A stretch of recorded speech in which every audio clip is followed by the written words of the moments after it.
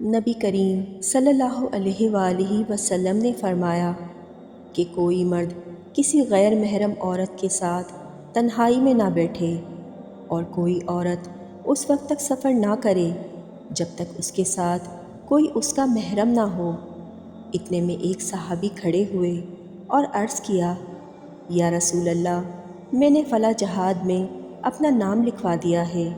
اور ادھر میری بیوی حج کے لیے جا رہی ہے۔ آپ صلی اللہ علیہ وآلہ وسلم نے فرمایا کہ پھر تو جا اور اپنی بیوی کو حج کرا لا۔ حضرت ابن مسعود رضی اللہ عنہ بیان کرتے ہیں کہ رسول اللہ صلی اللہ علیہ وآلہ وسلم نے فرمایا، شب معراج میں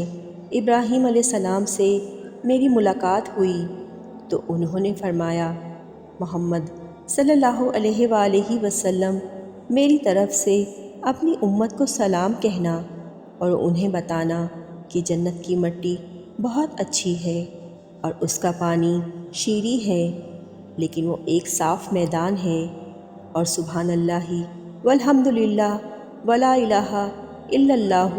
واللہ اکبر کہنا اس میں درخت لگانا ہے۔ حضرت علی رضی اللہ عنہ نے ایک قوم کو جو عبداللہ بن سبا کی متبع تھی اور حضرت علی رضی اللہ عنہ کو اپنا خدا کہتی تھی، جلا دیا تھا۔ جب یہ خبر حضرت عبداللہ بن عباس رضی اللہ عنہما کو ملی تو آپ نے کہا کہ اگر میں ہوتا تو کبھی انہیں نہ جلاتا، کیونکہ نبی کریم صلی اللہ علیہ وآلہ وسلم نے فرمایا ہے کہ اللہ کے عذاب کی سزا کسی کو نہ دو، البتہ میں انہیں قتل ضرور کرتا، کیونکہ نبی کریم صلی اللہ علیہ وآلہ وسلم نے فرمایا ہے، جو شخص اپنا دین تبدیل کر دے اسے قتل کر دو۔